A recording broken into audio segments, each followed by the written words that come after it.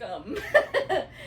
Welcome to Yin Yoga. We're going to start with a reclining fish pose. Now, you can do that where your head is held at the same height as your shoulders, or you can do it such that your chest is lifted and the head hangs back, which is more sort of in line with the way the fish pose normally works. So it sort of looks like a baby cobra upside down. That's the idea. If you want to do it so that it's relatively mild, but you also have that sort of lower head, then a blanket rolled up, not too thick, not much more than maybe a couple inches, across the, crossways, across like right underneath the shoulder blades with your head resting on the floor. That's going to give you like the little baby fish. And then if you want to make it more intense, you could use something a little bigger like a bolster or a yoga block under your shoulder blades and allow the head to fall back. Now, I'm going to go for the block, but I'm going to put support under my head so that it's not quite as dramatic as all that. Normally I have my head stacked up so it's a little bit taller, but tonight I'm going to go for even. So, I'll have one block set aside so that it will work for my head. I'm going to use a pillow under my knees. Now I'm going for a straight leg because the fish pose usually has straight legs with a little back bend, but certainly if you want, you can put your feet on the floor or have a pillow under your legs so that it's a little bit kinder on your low back. Okay, so I'm just going to bring the pillow with me as I find the right spot for my shoulder blades. Now, just having the block be even with my shoulders feels like my head is falling back. So for me, that's enough. A fish pose with something this tall. Again, the blanket is fairly light on the lift, and so that feels a little more normal, a little more kind. And with the block underneath my shoulder blades, where I'm getting this very exaggerated sort of back bend, fish-shaped back bend, which is much more similar to the actual, to the pose done with all the core muscles, I need the higher support for my head. So that's where I'm laying in my sofa. And right now I'm just trying to find, like, where's the perfect amount of shoulder blade to go on this block that distributes the weight of my upper back in a way that doesn't feel like it's poking me in the spine. And then I'm just trying to find like the perfect amount of low back pose. I'm sort of adjusting the pelvis and adjusting the support under my legs. All right, so it is not the most comfortable pose that I do, for sure. It feels a little bit intense. But again, with the Yin Yoga, we want like just enough intensity for it to be interesting. And then what I'm going to ask myself over the next couple of minutes is, can I relax into this intensity, or should I adjust the pose again?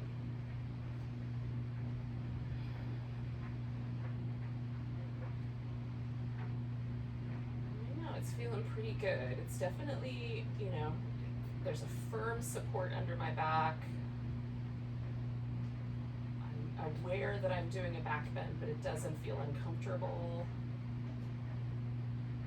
So I'm going to go with it. And then you would do what's appropriate for you. Now we're going to stay here for about 3 minutes more.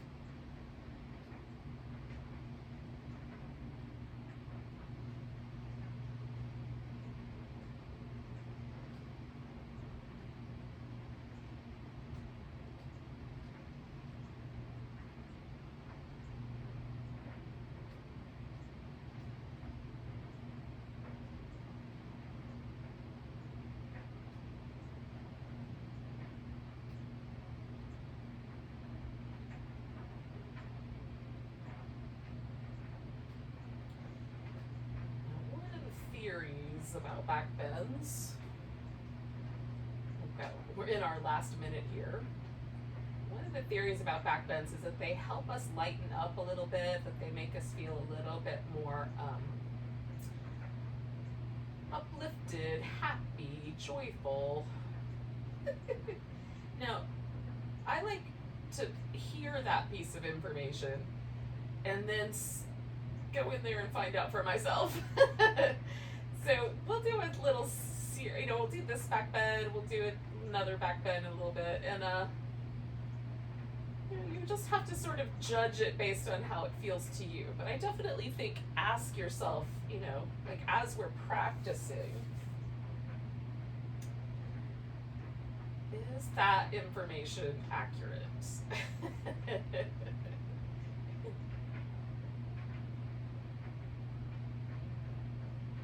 Some people say twists make them feel grouchy and forward bends make them feel grounded. So all of these ideas are cool, but we have to see if they actually hold true for ourselves.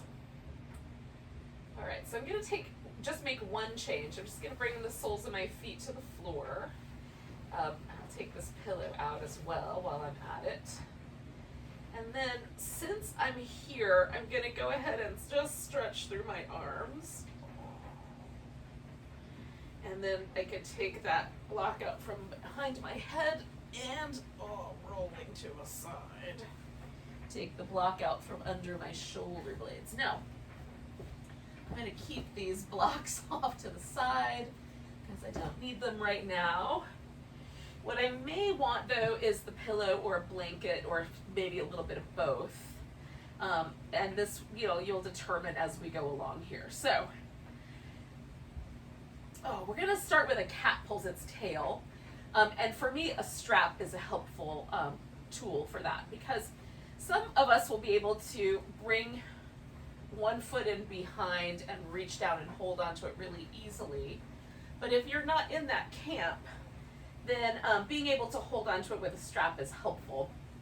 And I like to have a strap that has a bit of a loop so I can hold onto the loop. So I'm going to put my right foot in the loop and then roll onto my right side. Now, for the cat pulls its tail, you can stay laying on your side. Put your left foot up over the top, reach down, hold onto the foot or the strap, and then bring the right thigh kind of back behind you. And that can be the end of the cat pulls its tail. It'll just be a side-lying quadricep stretch. Now, be mindful of your knee because when you lay on your side, there's a tendency for the lower leg bones to move up a little bit. Just make sure your knee is happy with the choice. And then the other option is to turn this into a little more of a twist and take the upper back down to the floor. Now my left shoulder and arm get closer to the ground, so there's a little less of that sort of lifting in my lower leg bone, but now there's quite a lot of really interesting twist here.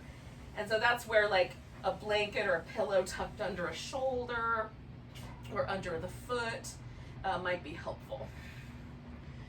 All right, so we're going to stay with this guy for about 3 minutes. Give or take a few seconds.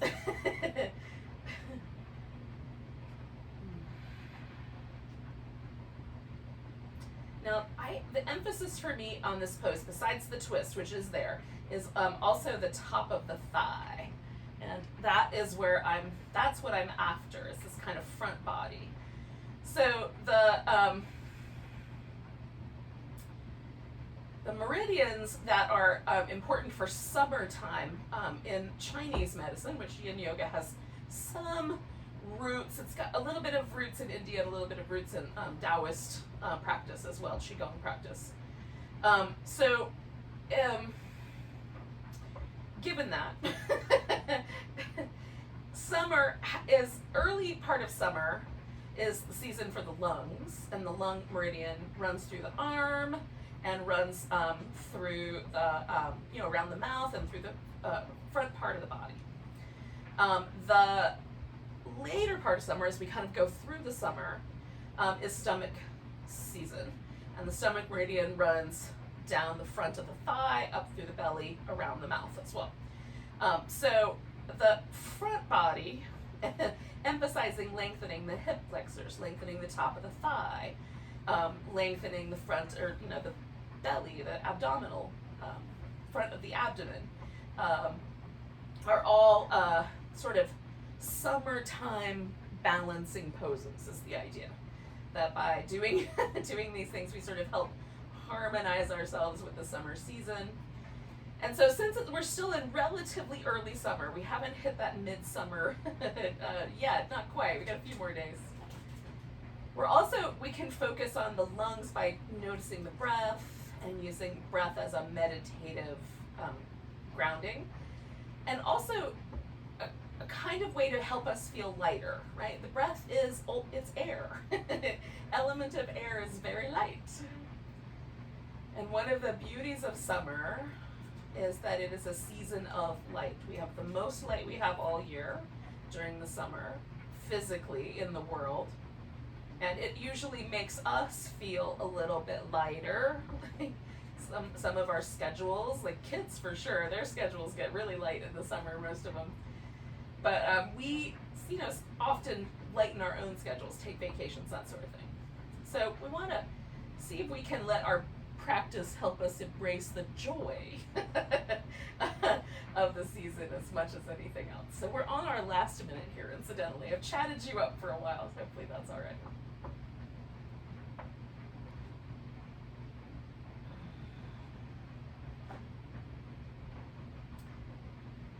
So the cat pulls its tail. It has both my arm involved in holding on and my leg involved, so I'm balancing both of those meridian pairs.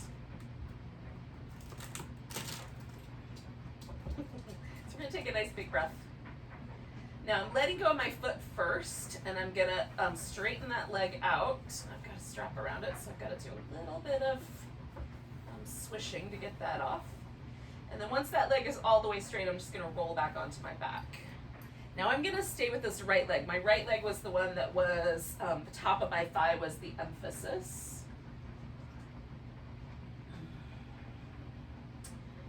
And we're going to do a reclining version of the swan pose. So swan in repose. Swan on holiday is the idea here. So I've got, this is one option. I just put my right leg up on top of my left leg such that my right leg is in this swan position, externally rotated, a little bit abducted. Some people tuck it under a little bit more, so give or take. But I've got this external rotation, so the thigh bone is rotated. So my shin moves towards the center line. So this position right here might be plenty. If you feel sensation in your hip, then that's good. Second option would be to bring the legs in towards you and hold on to them. Now that automatically has increased the amount of sensation I have in this hip. Now I also want to emphasize the front of my hip. So I'm going to let go with my left leg and stretch it out. And for me on this side, there's a little bit of sensation, not a lot, but it's enough. I have some sensation.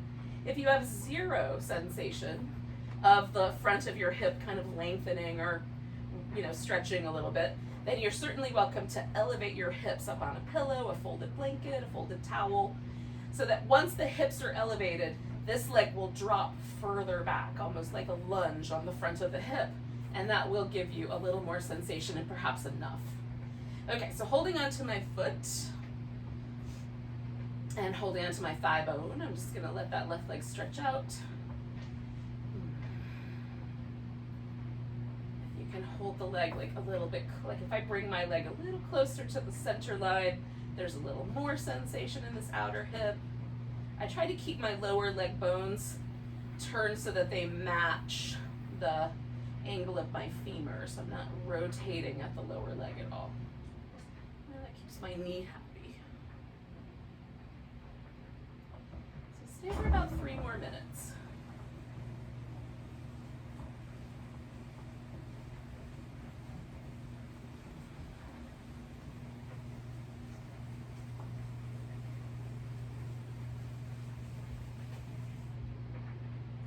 Arms are a little bit short, so if I wanted to, I could certainly go back to this leg resting on top or even use a strap to hold my leg if it was feeling like a little too much. I'm kind of into it, but if you're built like me and holding onto your ankle gets tedious, you could add something else in its place.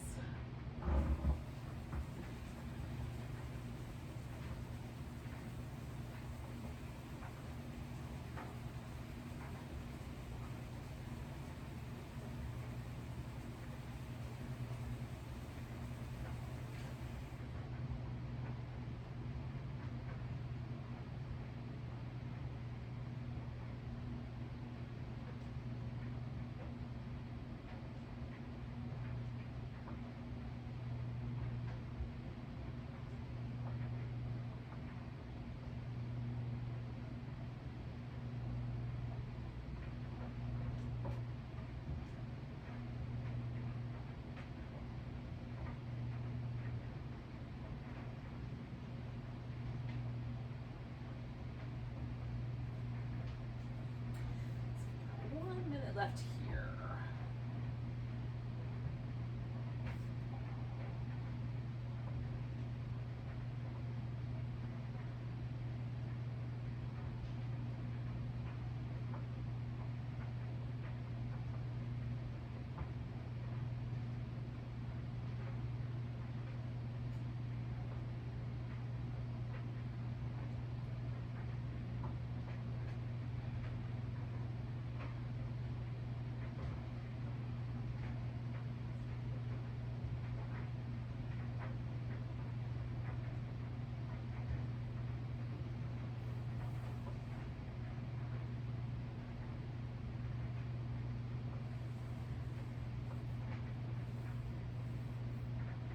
Take 3 more breaths.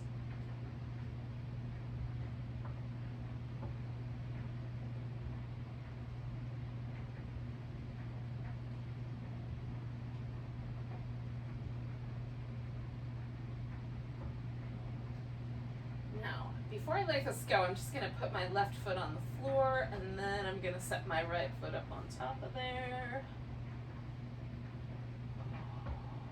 And then I'm going to release that leg all the way.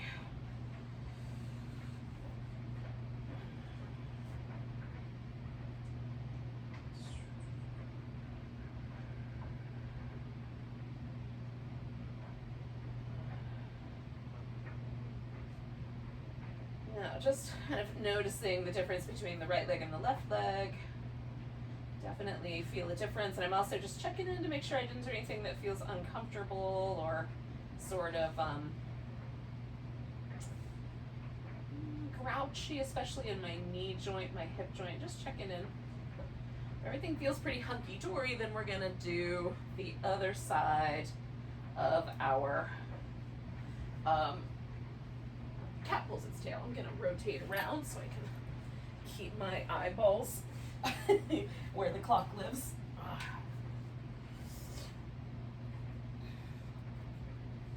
Okay, so last time I did my right leg, so this time it's gonna be the left. Starting on the side, kind of organizing that. And then I'm gonna turn it into a twist now.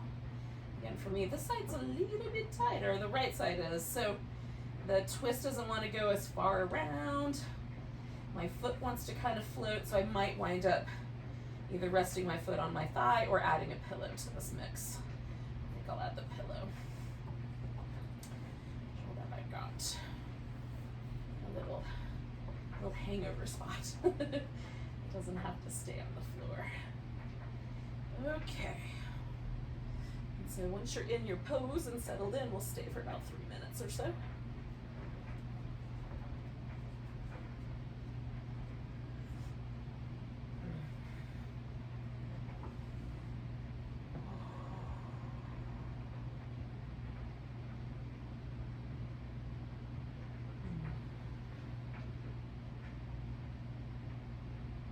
Now the lungs have the meridian for the organs, the meridian lines have pairs. So like your lungs have a buddy, which is although seemingly odd to me, not so odd if you kind of analyze it a little bit, but the lungs are paired with the large intestine. And while that seems completely ludicrous, both are responsible for letting go of a lot of waste, right? So carbon dioxide through the lungs, and everything we consume for food sources through the large intestine. So there's some companionship one can make an argument for. And then the stomach is paired with the spleen in Chinese medicine, and the spleen holds red blood cells. So both have a kind of relationship to nourishment. The spleen nourishes the blood with the red blood cells, and by storing them, and then the has other actions too. But this, I'm making an analogy, so for what it's worth. And then of course our food breaks down and is the first kind of major breakdown besides just maceration happens in the stomach. So these are organs that are very appropriate for the summer, because this is when most of the kind of fruits and vegetables and bounty of the earth is available to us. And again, it's definitely a time where we can kind of consider the ways that we nourish ourselves, the ways that we find joy and happiness and lightness in our life. I know after a long pandemic, I'm definitely up for some joy and happiness and lightness in my life, for sure.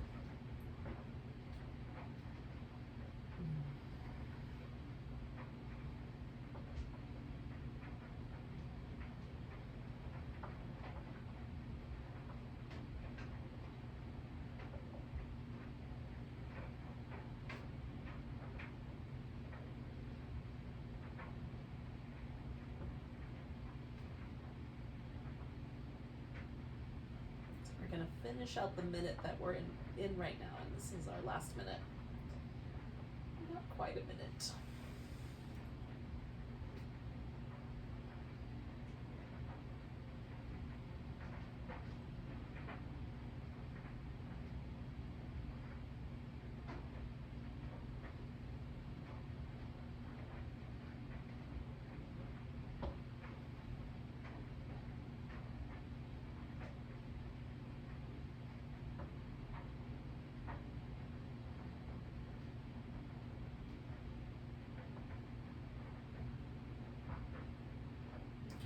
First thing I'm going to do is take a big breath, and then I'm going to let go of my foot. And again, as I straighten that leg out, I'll just try to use my other foot to get the strap off here.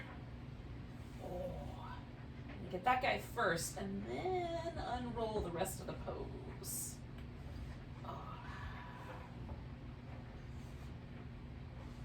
Oh goodness.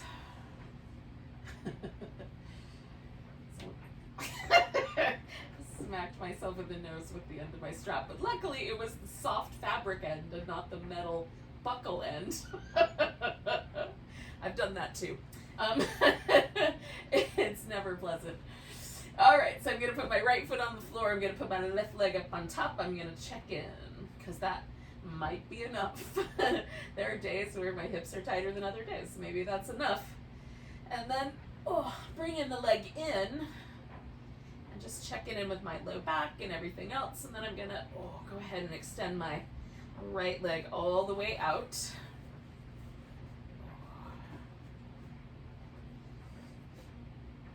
And on this side, my leg kind of almost wants to float, so there's definitely enough room as I lengthen that right side out on this particular side. Plenty of space. And again, I can bring my leg a little further over the midline. At least for me, that increases the amount of intensity is in my outer hip. Ask yourself if it's appropriate to increase the amount of intensity in your outer hip.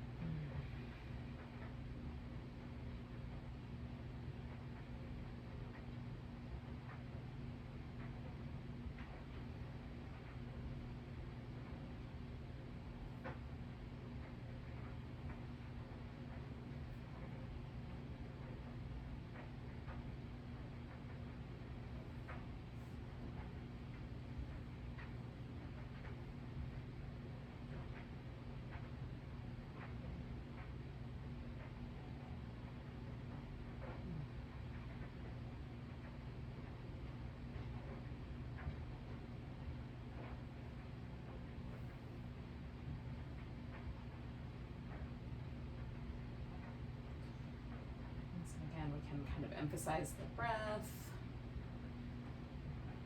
Notice if we can let go or relax a little bit more within the intensity of the pose, however intense it might be. It's definitely a more mild version for me than it is when I do it, turned face down. But it still has some, there's still some places that are under pressure, so it's not nothing.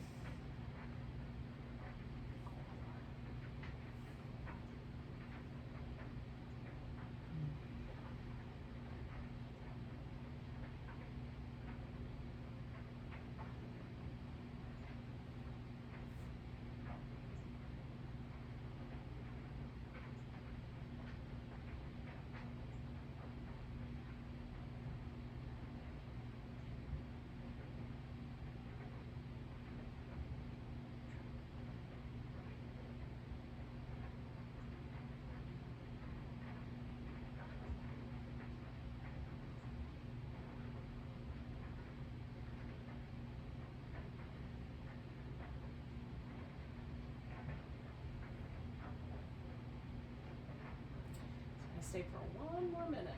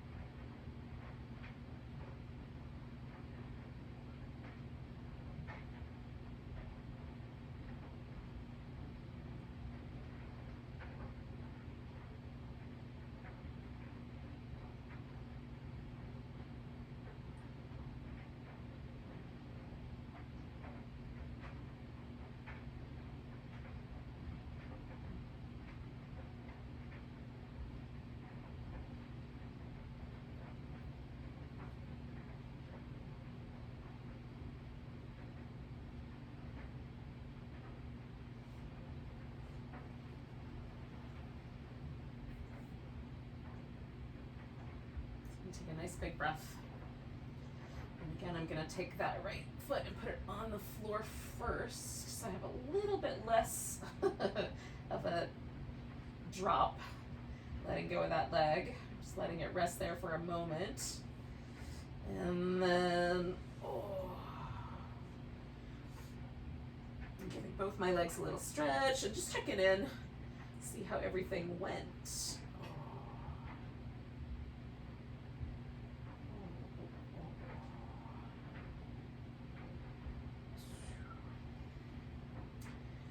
Now, if you like, you can give yourself a little bit of a kind of transition with some movement. I'm going to do some little windshield wipery moves. So what we're going to do next is the only standing sequence in the yin, and that is the squat dangle combo. So it's a standing forward bend and a squatting pose, and we'll do each one for a minute and then repeat them one more time. So we'll wind up with 3 minutes each, but doing them a minute at a time. So squat for a minute, a dangle for a minute, squat for a minute, dangle for a minute. You get the idea. So we're gonna meet up in a squat. So if squatting is really, really tricky, I'm gonna show you a solution, but you're gonna need either like a pile of pillows, a fairly significant pile of pillows, or a couple of yoga blocks. Something like that. It might be one yoga block might be enough, but you're gonna need something to sit down on, basically. Okay. So, if you take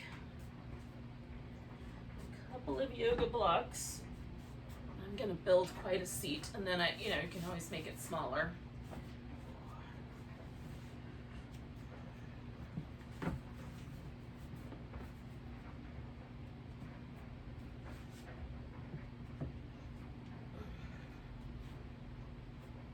Then basically, you just sit down. So this is technically a squat, but my I've got this built so high that my thighs are not, there's not more than a 90-degree angle at my knees. So if you've got really sensitive knees, this is one way to go, which is to build yourself a little, a little seat, and then you just bring your torso in so that you get that kind of squatting shape. Now, this is a little bit high for me, so I'm gonna take one guy out, but it's not bad, I'll have to say. Oops, move it back a little bit more. Yep, a little bit more. I'm finding my sit bones. All right, so now I have the deepest bend in my knee that really is comfortable for me, and so that's a nice squatting position. So I'm in a squat, but I'm supported, which is a great way to go. So I'm gonna stay with our squat, this one, for about a minute. You can put your hands on the floor, you can have your hands at your heart, you can wrap the arms around your legs if you want.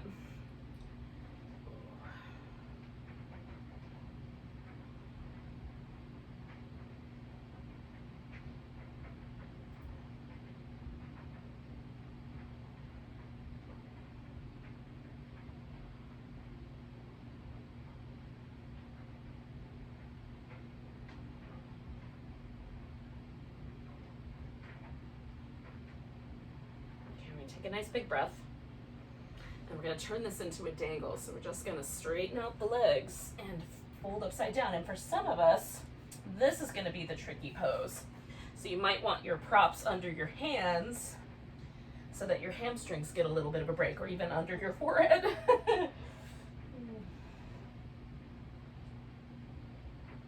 Stay with this guy for about a minute.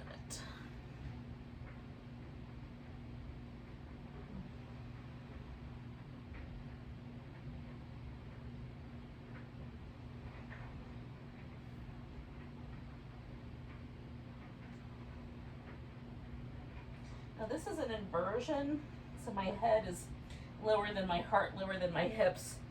And if that feels like it's gonna make you lightheaded or dizzy, you need to build up a structure so that you can keep your head a little more in line with your hips.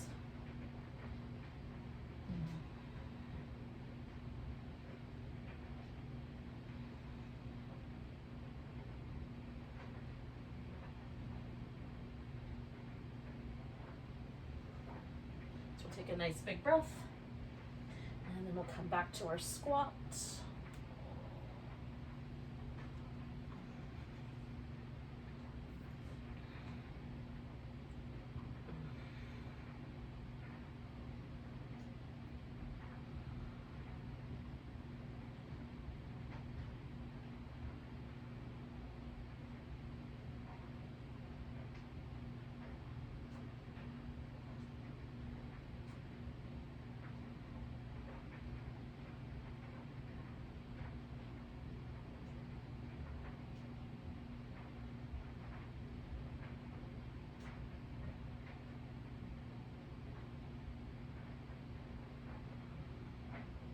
Take 3 more breaths here.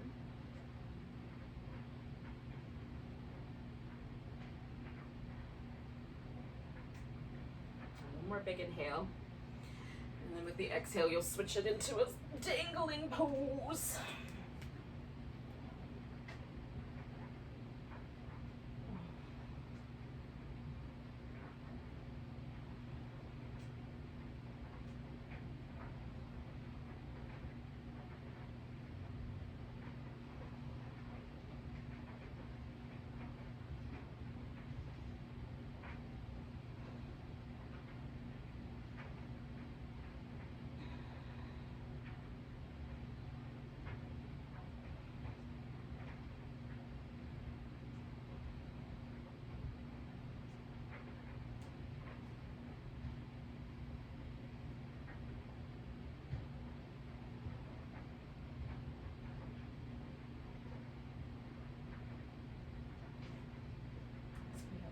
Breaths left here.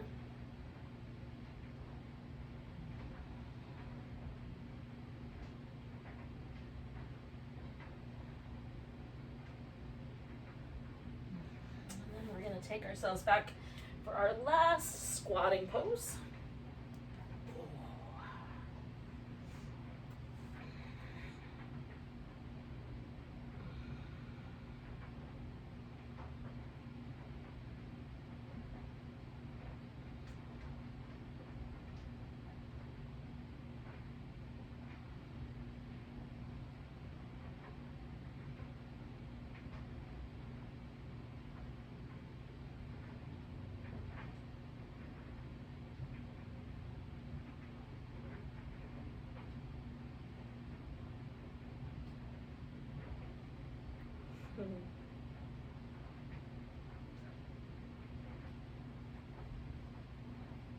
There's probably a time in our life where this pose was super easy. If it's not right now, maybe we can bring ourselves back to that childlike sensibility.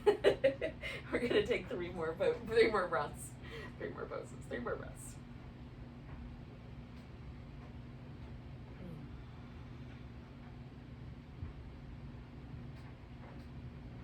And one more time, we're gonna take that dangling pose.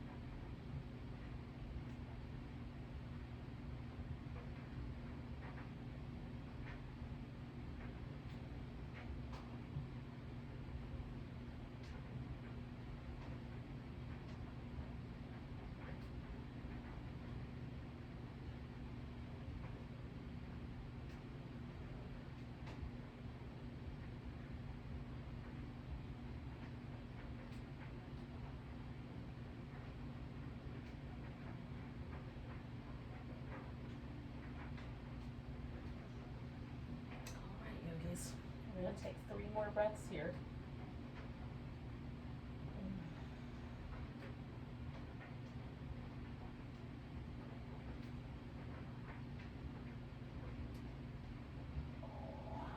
Now, we're going to wind up on our belly for a Sphinx. So, I'm going to have like a few props around me, but basically I'm just going to walk myself around into a semi-downward dog position. And then find my way onto my belly. But I'm not going to be in the mood for a back bend right away because that's a deep forward bend. So I'm just going to kind of hang out here. Oh, in a little crocodile pose. Just propped up on my hands. Oh. For a few moments.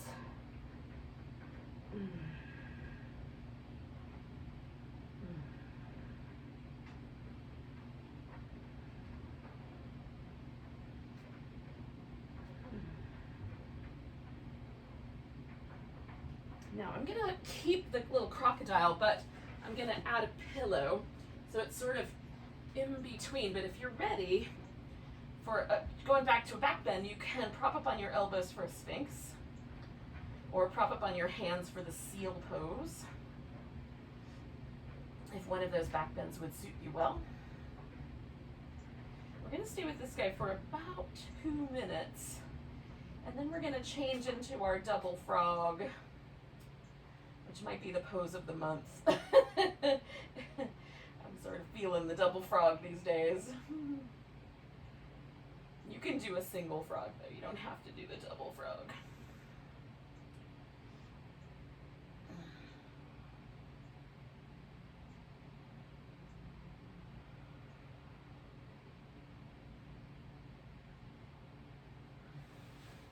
So I'm just kind of slowly morphing myself into the Sphinx. Kind of opening up the front of my hip here and the front of my belly.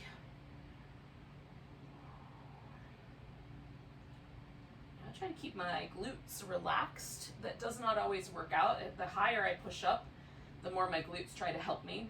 So I don't push up very high because I don't really have that much extension flexibility in my lumbar spine. The way my spine is built, the little spiniest processes, the little pokey things that stick off the back of the spine, lean down. So because they point down, they catch on each other much faster than ones that poke straight out, right? So my sister has a spine, and when you look at her like in a bathing suit, or she's got, you know, where I can see her back. She has little, like almost like little stegosaurus bones all the way down the length of her spine. Whereas my back, there's no bumps at all. It's completely smooth because the bones poke down and they're completely covered in connective tissue. So My sister can back bend from standing position, drop back and catch herself with her hands, whereas I cannot do that at all. Well, she could when we were growing up. I don't know if she could still do it. But in any case, so we're all built differently.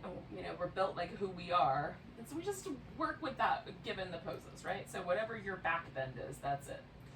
All right, so now we're gonna do a double frog. So one of my legs is gonna be held with, I'm gonna hold it with a strap, but you know, similarly to the cat pulls its tail, we'll hold it with your hand.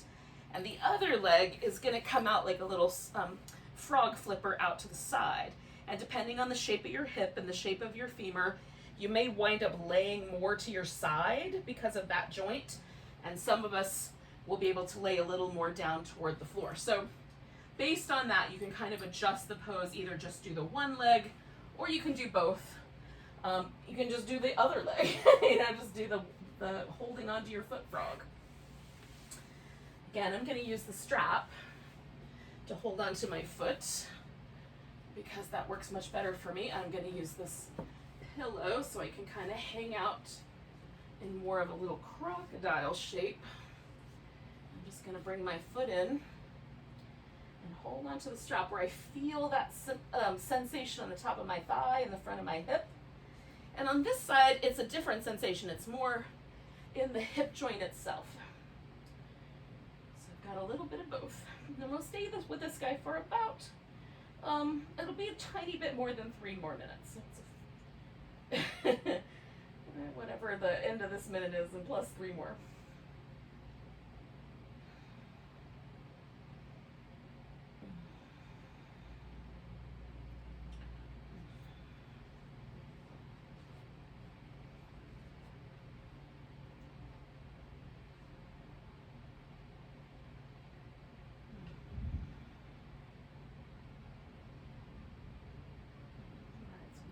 For 3.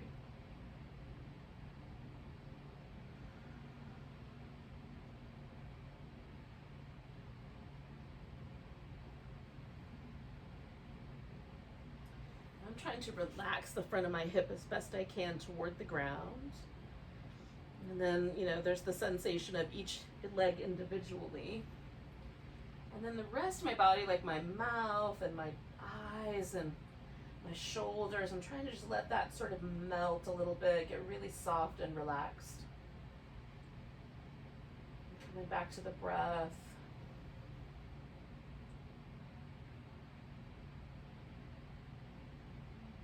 Sort of just, you know, with my kind of an emotional intention set to find the breath enjoyable.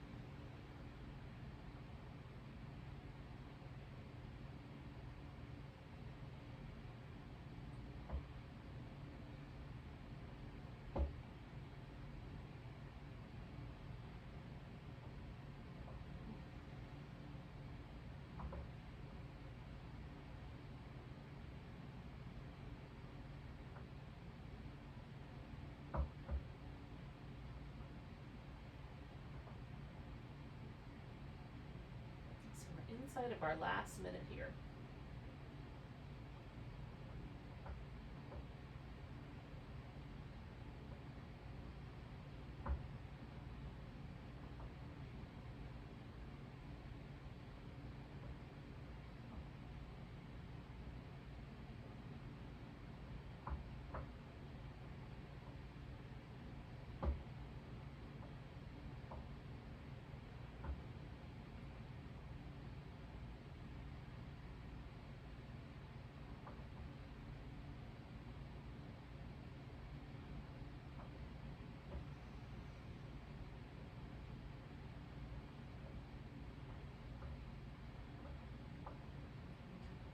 More deep breaths.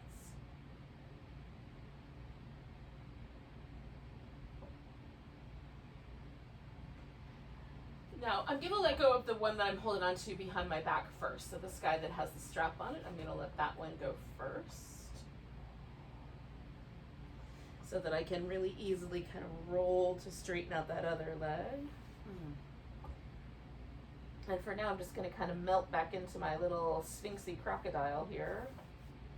I'm going to rotate around to do the other side again so that I can kind of keep track of the time a little better. You can probably just stay where you are. Now, if you want to do a little bit of movement, like some child's pose might be really nice. Find your way to something like that that feels delightful. Okay. While I'm at it, I'll go ahead and lasso my foot. Appropriate foot. Well, I'm gonna get all tangled. Hang on. We'll keep it on the bottom. Oh, this is where a lack of spatial relations kind of can bite you. Luckily, occasionally I have some. Okay. So I've got this guy. Before I get really excited about that guy, I'm gonna do this other leg. So I'm gonna take my little frog flipper out on the other side, and then kind of work my way into this right amount of intensity on the top of my left thigh, so that my knee doesn't complain, but it feels nice and lengthening along the top of my thigh and the front of my hip.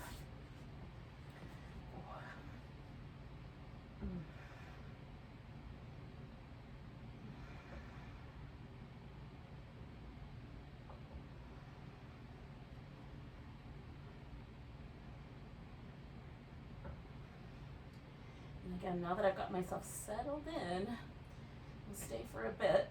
And if you're following along with me, come back home to the breath. Enjoy that sort of delightful ocean-like wave in, wave out quality that the breath has.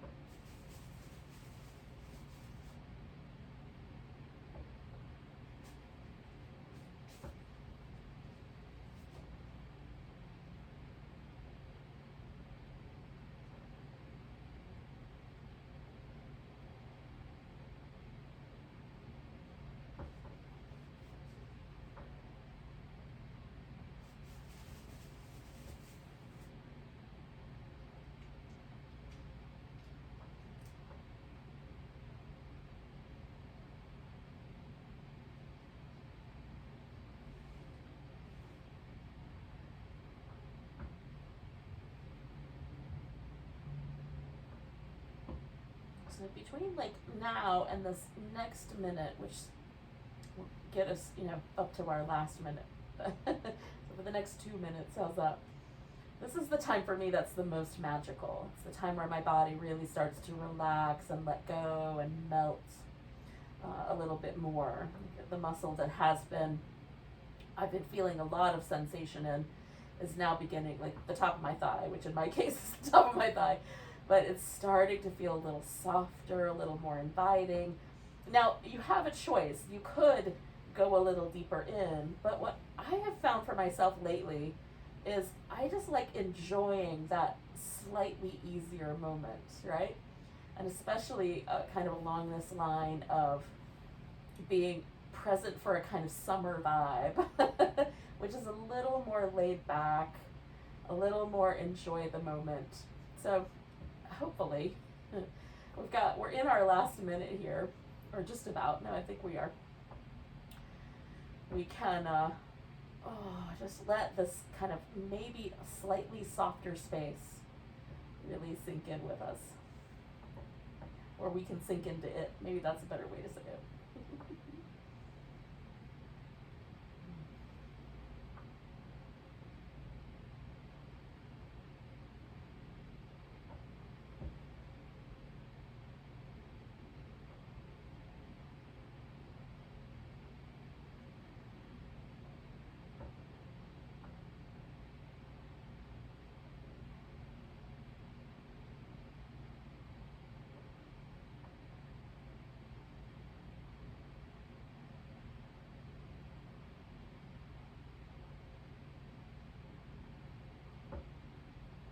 Take a really big breath, and then we're just gonna let go slowly. So I'm gonna start with the one leg and then do the other. Again, I'm gonna let myself have just a moment here to sort of release the pose. We're gonna come to a seated position. We'll join back up there.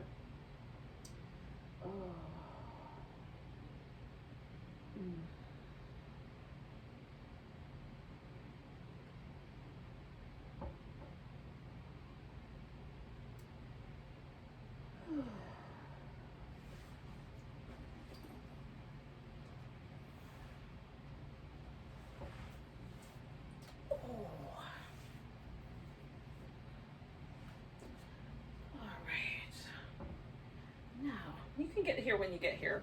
If you need a little longer, take whatever time you need. I'm gonna do just a little bit of shuffling here. Now we're gonna do some version of a forward bend, and there are three options. The dragonfly, where the legs are out straight but out with a V. The caterpillar, where the legs are straight but closer in. Or the butterfly, where the feet are together and the knees are out. I'm gonna go for the butterfly tonight. And what's cool about this particular pose is all of the acupuncture meridians that run through the legs, kidney, liver, stomach, spleen, bladder, gallbladder, all run through the legs. And so kind of balance everything, all the other work we've been doing. It's just one more balance. So similarly with the wide angle and the, any of these three, we're getting, basically the whole leg. More so maybe with the inner thigh with this version, but you can do any version. So you can sit up on a blanket. I put a blanket under my knees so that there's a little bit of filling there. And then you can let yourself fold forward. You can build up like a little pillow mountain or whatever might be nice. We're sort of leaning in. My elbows don't really touch the ground, but if I put a pillow in here, I can kind of lean into my elbows, and this is a really comfortable way for me to hold my head.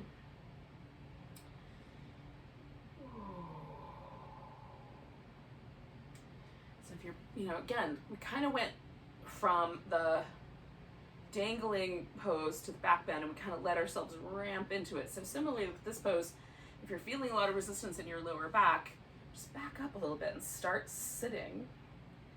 And then as the pose kind of comes along, because we're going to stay here for a while, then you might kind of dive in. We'll stay here for about another 4 minutes. So there's plenty of time.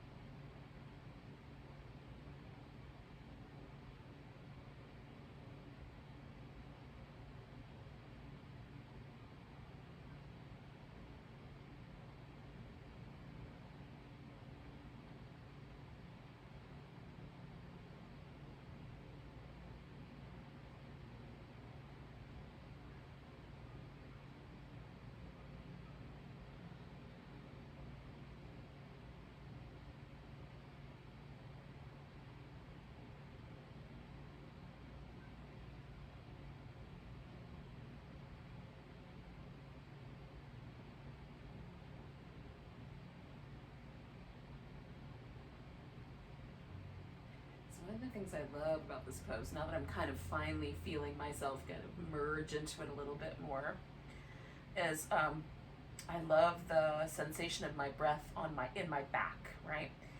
Normally for me, when I'm standing up or sitting or walking, whatever my normal human positions are, even lying down, I feel the breath much more in my chest and my navel and even the nose, the front body.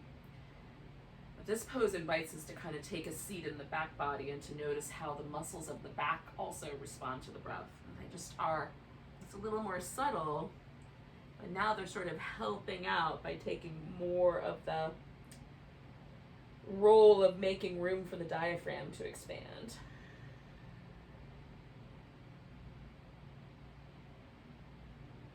And sometimes it almost feels like if I had a pair of wings folded on my back and they just got gently caught by the wind and then released back down. I'm in a little wing shell. I have a vivid imagination, just a heads up. If you didn't know already, but I invite you to imagery.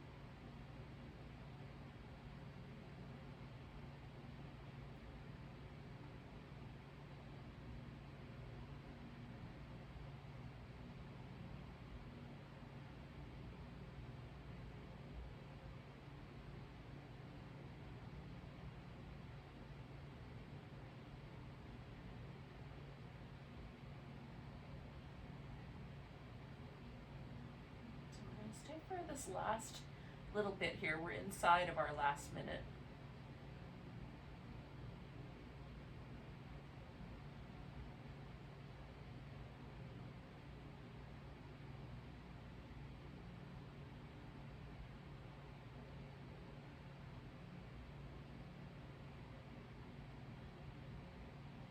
So we're going to take a nice big breath, and holding that breath in will come all the way out of our pose.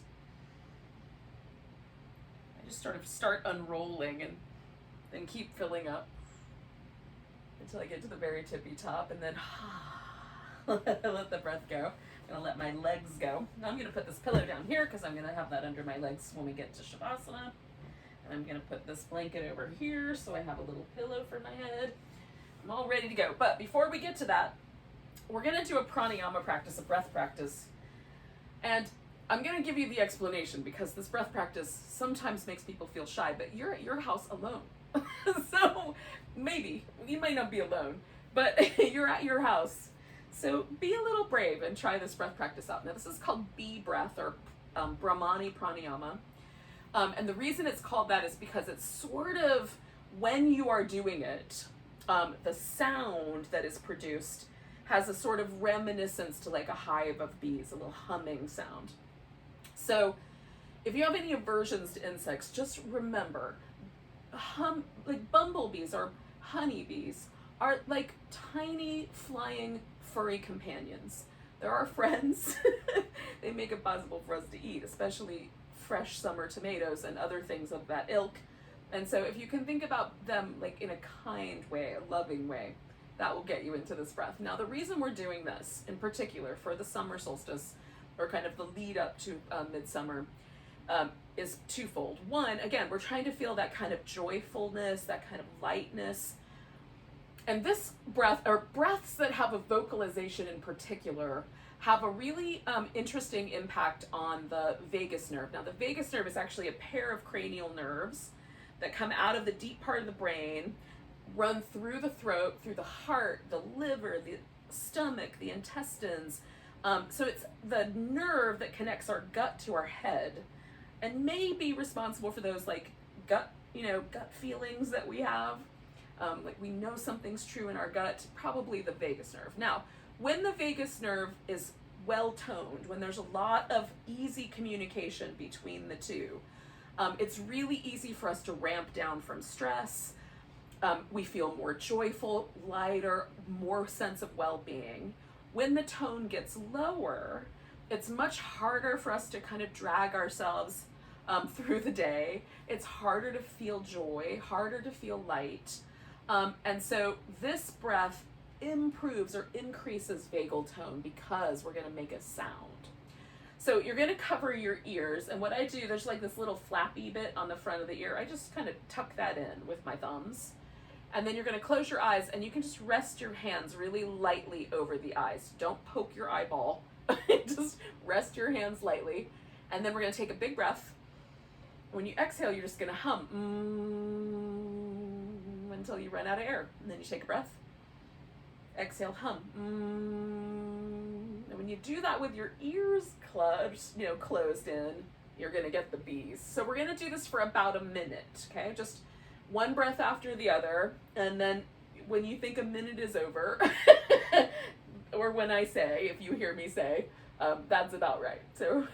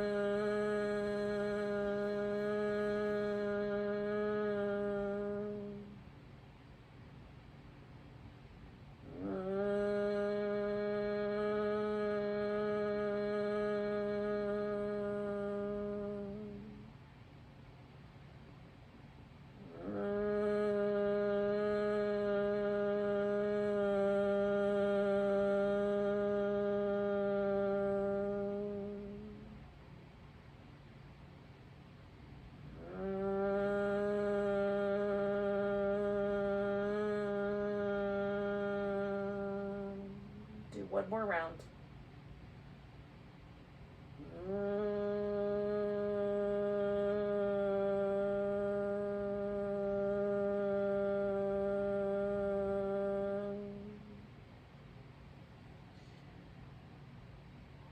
And then, without judging, just sit with wherever that breath left you for a second.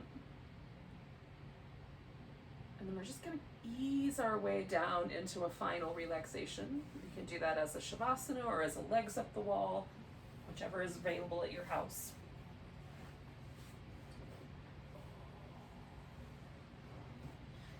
And let our shavasana be kind of a little bit light.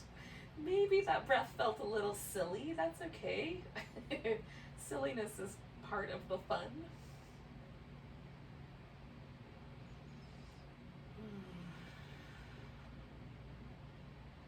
We'll let this last pose just sort of push the reset button on our week,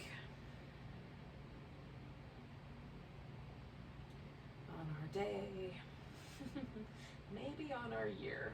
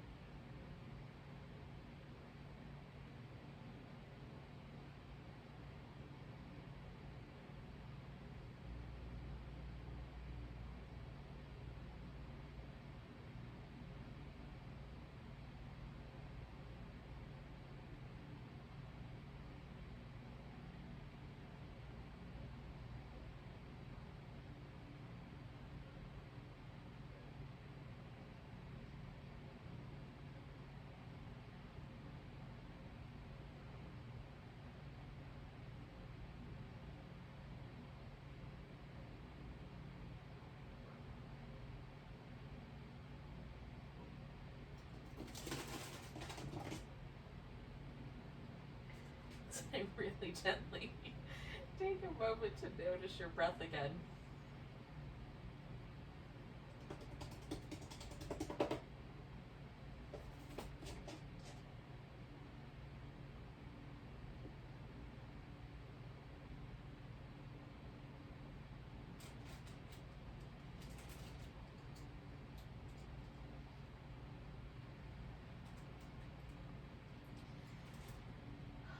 Take a nice deep breath all the way to your tiptoes.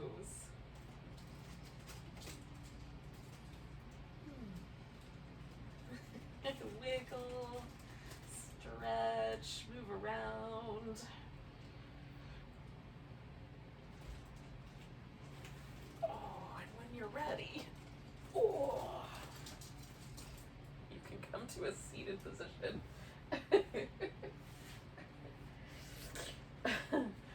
Yeah, there were small furry creatures running around here somewhere.